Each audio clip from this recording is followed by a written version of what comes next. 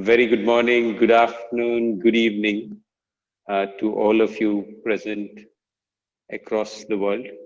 I think it's really wonderful to know about this meditation and heartful meditation during this event. It's really wonderful to know about this, and it's an honor and a pleasure to be here. COVID-19 has really been such a big blow to the entire world. I guess in these times, it's very important to be positive. And I will only share a few of my thoughts to you, and hopefully,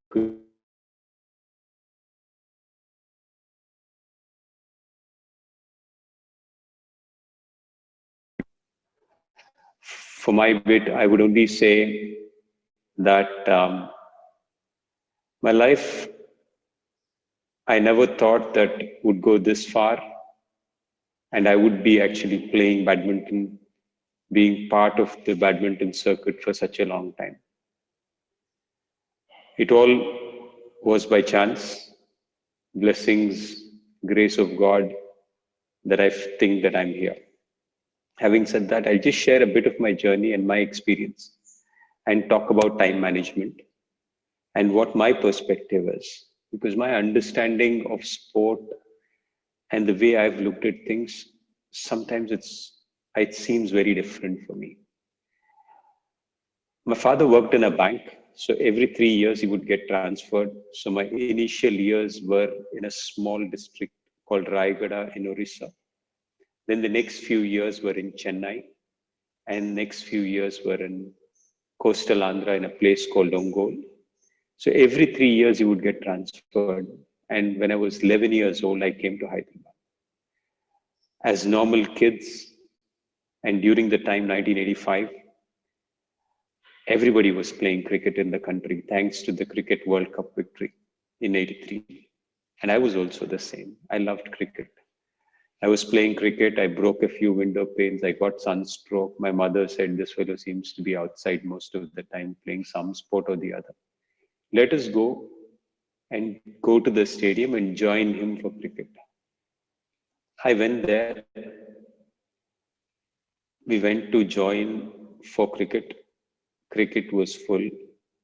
So the next choice was to go and seek an admission in tennis. Later, I realized, or I came to know, that my parents thought that tennis was not the right sport because there were too many cars parked outside. And then I went to the badminton stadium to play just because the admissions were available. Sometimes you don't know what destiny has in store for you. And it was the same for me. So for the initial years, I don't know why, how these things, but from the perspective of practice, something which struck me very early was that if you need to be better than your competition, then you need to work that little extra. And that is what helped me, especially in those initial years. If my fellow players, we were all 12-year-olds, we were about 4-5 of us who joined in that summer coaching camp of 1985. And we would go out there to play. And somehow it dawned on me that if I practice as much as they did, I would never be better than them. So if they came to the stadium at 6 o'clock in the morning, I would reach there at 5:45. And if they left the stadium at 7:30, because school was normally at 9, I would hang on for another 10 minutes and play, so that that 10 minutes before, that 10 minutes afterwards, I thought would really help me to be better than them. And as time went by, I realized that whenever I was at home, I was studying, and we as a family, and many of you would know that Telugus, especially around that time, had only two professions. Either you could be a doctor or an engineer. And I was also no different. My parents were strict at home, and I was doing maths, physics, and chemistry growing up, aspiring to be an engineer because that's the only thing which we knew. Luckily for me, there was a year where I failed the engineering exam. And that year, things changed for me. My parents said, you get a year to play badminton. And if you win, or if you do well, then you can get an admission and get to play badminton as a career. Luckily, that year I won the junior nationals. And then I got my first job in Tata Steel. And that is when truly my badminton career has actually started.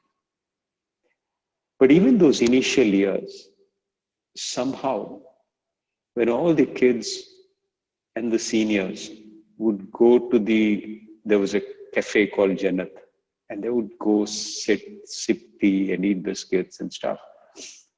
I don't know where, how, why I felt that this was a waste of time. And that time I could spend doing something constructive. And that few minutes before, few minutes afterwards, the few minutes when everybody was resting, these were the times where the extra practice actually helped me become better. And for me, those few minutes which added on really helped me to become the player whom I am. So for me, time, and today when I look back and as they say, you connect the dots. For me, youth is a very important time. For all of us growing up, if early in life, if we are able to find out what drives us, what our goal is, and if we are able to give our 100% energies towards that goal, I think there's a very likely chance that we'll be successful. For most of our time, we are not sure of what we want. We are not passionate about our goals. And if we are not passionate, and if the sync between goals and your passion and the time you spent on it is not in line, then you end up working hard and feeling very painful about it. Whereas if your passion, your goal, and the time you spend is in line, then you don't have to work. Work becomes joyful. Work becomes very light. And these words like hard work, discipline, sacrifice are replaced with love, passion, liking, involvement. And that is when the best things in life happen. For me, somehow sport made that. And that's why many people have seen me work and said, you've been very hardworking, you've been very disciplined, you've been very focused. But for me, it was a life which was very beautiful. Because as an athlete, one of the best things which can happen is that your life is very focused. Because every aspect of your life is only based on one single question. Is it good for my sport or not? If the answer is yes, you do it. If the answer is no, then you don't do it. So life of an athlete is very, very simple and is not complicated at all. Because as an athlete, every question, you're eating something, you're asking your question. Is it good for my sport? If you're going out somewhere, you're asking yourself, is it good for my sport? If you're doing some activity, you're asking yourself, is it good for my sport? If the answer is yes, you do it. If the answer is no, you don't do it. It's as simple as that. Please excuse me. So youth is very important. And later in life, and I have a small farm and I like farming, I realized something. When we plant a tree, a mango tree or even a guava tree or a custard apple. When the tree is young and the tree gives some small fruit, they always say, don't take the fruit when the tree is young. Let it grow. And this for me is a superb example for youth. Because if in your youth, you spend time to learn, to do things which you are passionate about, and don't think of enjoying the fruit of it very early, then there's very likely chance that as you grow older, the fruits in your life will be much bigger. So as I see, and I've seen many kids during my playing time and also during my time as a coach, many of them at 15, 16, 17, they get the first bit of money, the first bit of fame, and they start to think that they need to enjoy life as if life was ending within the next 5 years. You've got a lot of life ahead. Just hold on, stop, and don't enjoy yourself very early in life, because there'll be many moments later where you can actually enjoy, and the sacrifice or the holding back of enjoyment in the early years of your life will ensure that the fruits in your life are much bigger. This is something which I've seen in my life. I've seen in my life as a coach, where I've seen many examples of people who put in hard work in youth and benefited and enjoyed later in life. I've also seen the other way, where people got the first bike, first job, and they started to enjoy those things where they could do much better later in life. They never got out.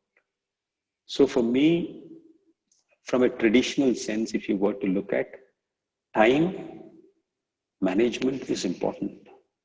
But when passion and goals are aligned, then you don't have to manage time. Literally, you will actually spend all your energies towards your passion and goal. So I think it's very important to see where your heart is, and that is very important. Another aspect which is important is to spend time on contemplating, to understand what your thoughts are. And this is one thing which I tell, where people actually come out of a match if they've lost, and they keep thinking about it. And they keep on going over, the mind keeps rotating and saying, I should have done this, I shouldn't have lost. So they're eating food and they're thinking about the match. They're trying to sleep, they're not thinking about the match. So I think in these times, one of the best things you can do is demarcate a certain amount of time for that problem. So the thought comes that I have a problem, you've lost a match, you need to figure this out. You just say, okay, in the night, between 9 and 10 o'clock, 1 hour, I will focus on ensuring that I'll solve this issue. So I would say players to take a book, go through the entire match, write down things which are important, and then afterwards forget about it. So ensure that your thoughts and emotions don't keep bothering you over time. So whenever they bother you, you have to ensure that if this problem needs to be given time, allocate a time. Like you go to a corporate CEO and you see his calendar. He has an appointment at 9:30, he has an appointment at 10:30. Likewise, give your thoughts an appointment. And that has been something which is very helpful. For me, players come up and say, they've lost a match. I said, one of the first things I would say is, when you walk out of the stadium, nobody should know whether you've lost the match or won the match. You should not show your emotion outside. And whatever you have to talk or say to yourself, go down, sit with yourself, calm yourself, and then do things. What you have not done correctly, you write it down. What needs to be done, you write it down. And that is very, very important. For me, the other aspect which I think has really helped, and this is much later in life, has been the writing of a diary. And that's actually helped me become very productive. I would get up early in the morning, and I would keep writing slots every 1 hour, what I need to do in the next day. And the next day, I'm writing slots and saying, this is what I've done in the day. So what happens is when you check both of these and put it before, then you realize how much of productive work you've done. And you'll realize how much of time you have to do so many things which you wanted to. Because with our phones, with our gadgets, we actually are busy doing nothing. And that's something which is scary, because busy doing nothing is something which we need to avoid. And for that, I think I would say write down. And the best thing is, if you really want to play something, be on social media, it's fine. Allocate an hour for it, and you'll be surprised that clearly that hour is not so much, not so difficult to find out in a day. But just allocate that time. But don't keep spending 10 minutes, 10 minutes, 10 minutes, because one YouTube video goes to the next and the next, one game goes to the next, and one chat keeps on forever. So I think we need to demarcate those times. And the earlier in life we're able to get it, the better we become. So I do it for every hour, but I know somebody who does it for every 30 minutes. And for me, I know of some of them who do it every 5 minutes. Some of the most productive people are able to manage their time so well. And these are people who actually give time. For this 1 hour I'll spend with my wife, this 1 hour I'll spend with my kids, this 1 hour I'll do for relaxation. Actually, you have so much time. So I would say, if you're not in a habit of writing a diary, just write down a diary in the night, what you need to do for it in the day, and then write another diary of what you've done in the day. And after a few days, just correlate both of them. And that would be very, very important. And in sport for us, if you're an athlete, and if you need to do something, we say the first thing should be the most important thing. If you need to learn a certain skill, we would say the first thing should be the most important thing of the day. And I believe that's very, very important.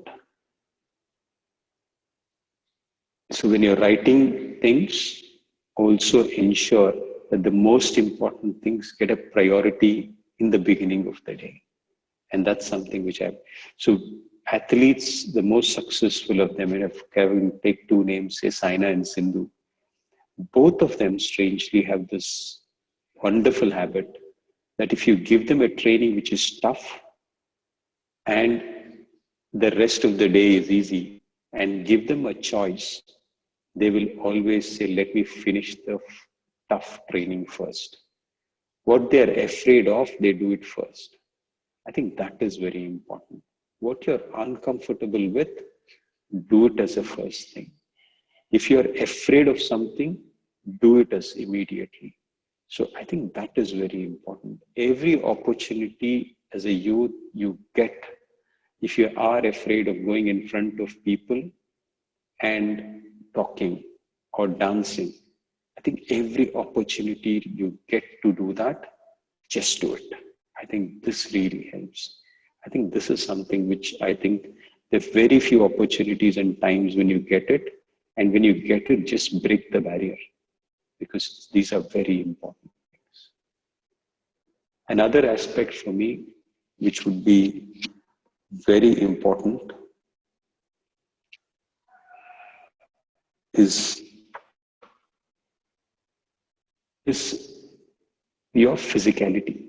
And it might sound strange or may not be, because as a coach, as a sports person, I might sound biased to it. But think of it, if alphabets in a certain sequence, alphabets, words, sentences is alphabetical literacy. And if numbers, additions, subtractions is numerical literacy, then something like crawling, walking, running, throwing, jumping would be called physical literacy. It's fair to say that in the last 30 years, our country has done very well in alphabetical and numerical literacy. But on the physical literacy side, we as a nation have come down. And I believe it is very important that each one of us is physically literate to be able to do a bunch of things, and all of us should be the best of what we can be physically. We should be able to run not as fast as Bolt, but the best of what we can run. The furthest that we can run, the highest that we can jump, the longest that we can jump, the heaviest that we can lift. Because if we cannot explore the boundaries of our physical being, we cannot be visionaries on the mental side. I think it's very important that we push forward our physical limits. And that is something which is very important. In this aspect, diet plays an important role. And a lot of things I have realized much later in life about diet. So there's nothing of a prescription kind of a diet, but everybody should experiment and find out what the ideal diet is for themselves. I'm still struggling on this journey, but I would say that each one of us should find what is good for us, what gives us more energy. And there's a lot involved with food. So ensure that you eat lots of live food so that when you're sitting down for thinking or meditation or working, your mind is active and your body is light. And that is very, very important. Another important aspect which Indians have always believed is being with nature and the role of brahmacharya. I would say as youth, it's important to be in control of your body and your mind. And this is an aspect which we all need to ensure that we take care of. How much is the time we have? We have time. I think, yeah. So for me, 20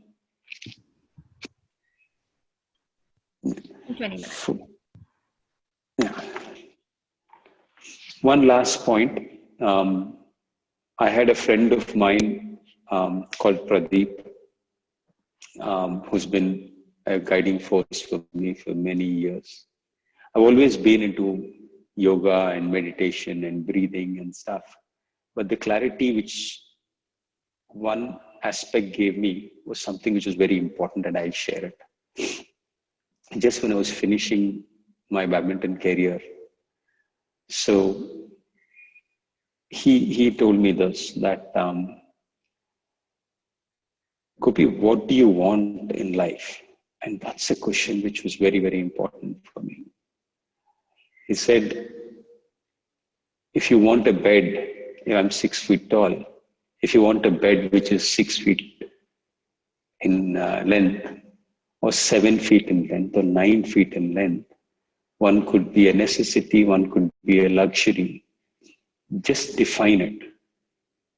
But if you want a bed which is bigger than your neighbor's bed, then be sure you'll always be not happy in life.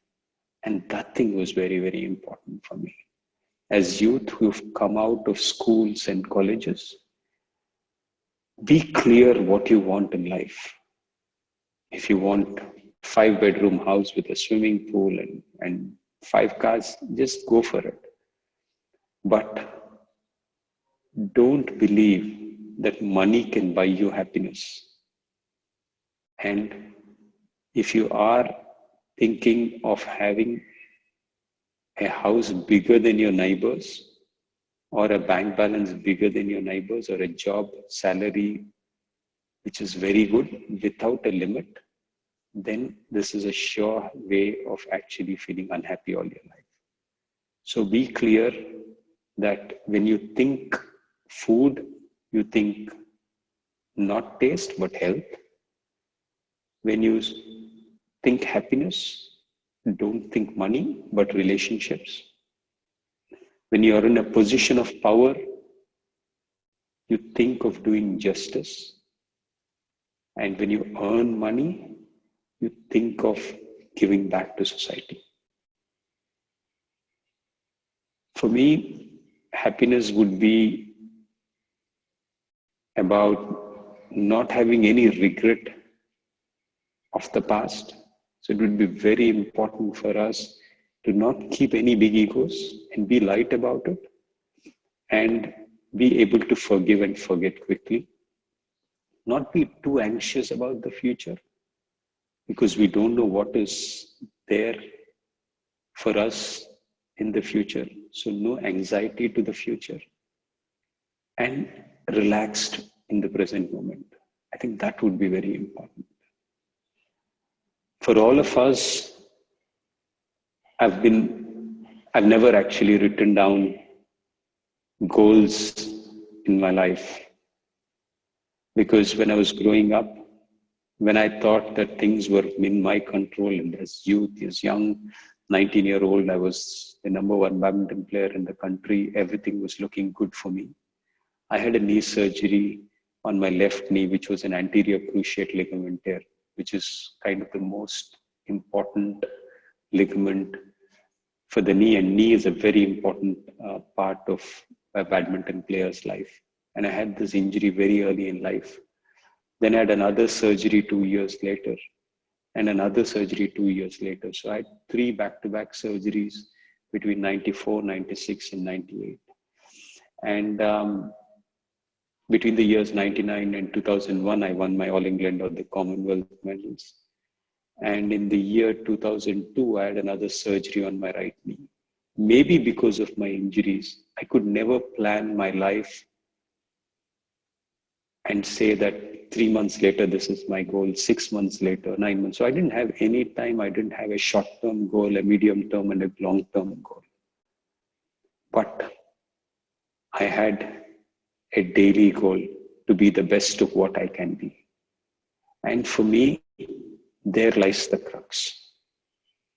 For all of us to just go out there and do the best of what we can be, to be the best of what we can be on a daily basis, is what will take care of the goals eventually. To have a process which is perfect, or which is getting better to make the best of what you can be, is what our goal is. To be the best of what we can be is the goal, and the goals will take care of themselves. Because for me, growing up, there was this story which I heard, and it's so true in my life, because coming from where I came, I never ever thought that I would go this far. When I was growing up, we didn't even have a national champion from Hyderabad. So for me, if I had a dream, it would have been probably to become a state champion. But every step I climbed, the next seemed possible. And the only thing I needed to do was to be the best of what I can be. And that's how I've reached where I've reached. And for me, that becomes the biggest thing. So I remember this story where a person goes to heaven and God shows him different places. And he shows a place where he says, this is a heavenly garage. And he has all Rolls Royces and Mercedes and all of them dumped there. He said, who's the fellow who's actually rejected these things? He said, it's your dump yard. But God, you didn't give me these things. He said, no, you asked for a Maruti. So that's the reason I couldn't give you these. So sometimes your dreams and your goals limit yourself. But when you work to be the best of what you can be, the results which can come up are far better. I think that is something which is very, very important. As a society, we need to be process driven, not necessarily goal driven.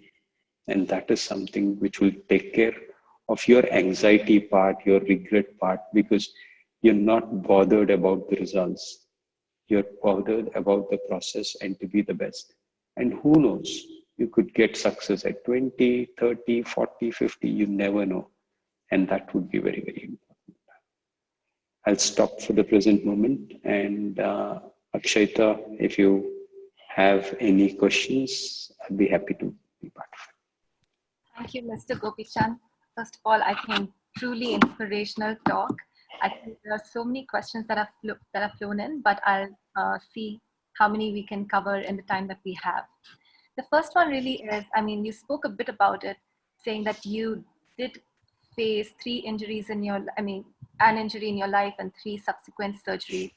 Would you say that was sort of a crossroad in your life, which possibly cast a doubt on if you'll ever be able to play badminton, or if not this injury, were you ever at this crossroad which made you wonder that you love badminton, you may not be able to play it? So how did you go about it?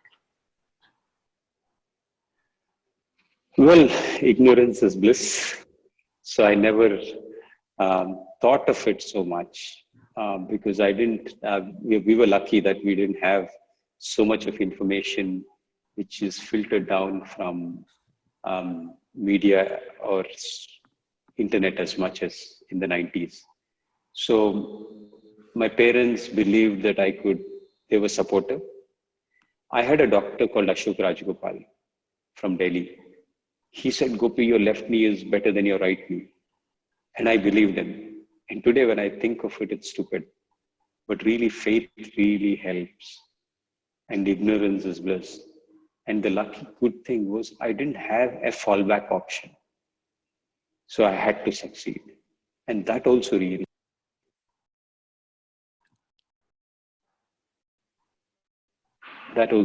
helped. So for me, it's all of these things which have been really helpful. That's beautiful. The next question that we have is, if you were to advise on some must-have and must-do attitude for winning, what would those be? I think winning is something which is really overrated. Success is overrated. I think we as a society need to back off 2 steps. We're not sure if winning and success really makes us happy and better. Winning at all costs, I've seen some great champions who are broken individuals, who are very successful but don't know what to do in life and who are miserable in life. So you don't want that kind of a success. To be happy doing what you're doing, to do the best of what you can do. And if you've done that, you should always look the glass up and say it is half full rather than half empty. On the journey, you should look at the part which is empty, because you don't want people going on court or going to work or people studying for an exam to feel that I have done enough. They should want to learn more, to do better, and to work harder and put in more effort. But once the results come out, you should be satisfied with what you have, because it's good enough. Whatever is there is good enough. And that attitude is very important. The sudden shift of perspective is very important. Till the time you go through the journey, you have to see it as half full. And the moment the journey ends, you have to enjoy the part which is full and count your blessings for what is full. Whatever is given to us is good enough. And we don't want people in our families and friends to be crying all the time, I should have done better. And we don't want people who are in workplace, if I go to coach, and I don't want somebody saying, sir, I'm India number one, I'm very happy. Or even if I'm world number one, I'm happy. No, you should aspire for more on the journey. And once you come back, you should relax and be happy with whatever you've achieved. I think this theory of the glass being half full is such a beautiful overlay to what you said earlier on being, process oriented instead of goal oriented. So I think this really helps Mr. Gopichand. So the next question we have, do you have a ritual that helps you get into a super hyper-focused state, the one which helps you bring your A game on pretty much on demand? Well, for me, each tournament sometimes is different. For me, with players also, I advise them to do a simple set of things going in. So it could also be called a superstition, but it's still okay. If somebody feels good to get up on a certain side of the bed and to wear a certain shoe first, or to have a certain song playing, it's okay to do that. Because when you do things in a certain sequence, then the mind and the body are getting ready for the event. And that is what helps. And so when you're looking at it, you would want to actually say you have a match tomorrow morning. And if in the night you have a habit of doing your prayer and sleeping at 9 o'clock, you should do that. If in the morning you get up, and if you have a way of doing some breathing or warm up, or whether it's eating a certain food, just stick to that and ensure that you follow it. Because if you do that thing in the night, then the body knows that in the morning I have a match and I have to be ready for that. So rituals are important. Might sound funny and strange, but it just gets the mind and body to be ready for a particular event. So it could be anything, but it is good to have those sequences ready, because one, it stops your mind from thinking other things. Because if you go to a breakfast table and if you have to make a choice between a brown bread and a white bread, or a fruit and a fruit, then you're actually doing two choices here, two choices here. So then there's doubt. If in the sense match day, I pick these two things, do these, so then your mind is not working at all, and it's in a sequence. So when your mind is not working, when your thoughts are not there, that is when you play your best. And you should try and get to that state. And it's done best if you follow some rituals. That is great advice. I think we have time for one more question. How do you think someone can go about finding their passion? For me, it was really strange, because this I came to know much later, or I forgot about it. But my parents reminded me. I went to play cricket, and we went to the batting coach, and I was super excited that I'll be a batsman. And when they said, no, we don't have place for a batsman, then I was super excited to be a bowler. And when they said you don't have a place in batting and bowling, then suddenly I shifted and said I'll become the best fielder. And then it was the same with tennis. So sometimes it's not necessarily what is your passion, but if you are somebody who makes whatever you get your passion, that is even better. Having said that,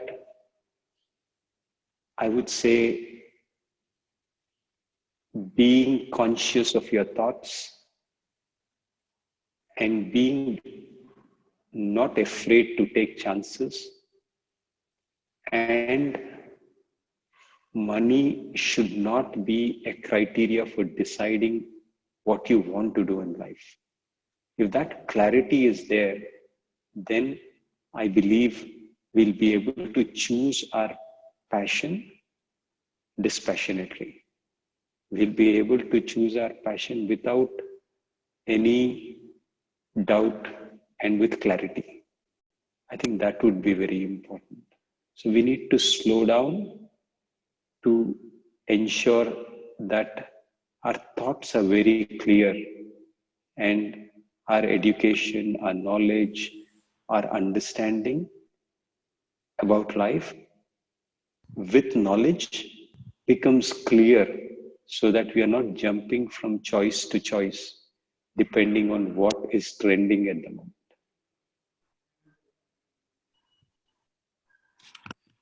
Thank you. Thank you so much, Mr. Gopichand. I think your session certainly gives us a very strong direction on how we can align our goals and our passion. And, you know, if there is synchronicity between the passion and goals, I think managing time, our A game on, each time will fall in place. Thank you so much, Mr. Gopichand. It has been a privilege to have you here. Thank you very much. It's really a pleasure. All the very best. Thank you.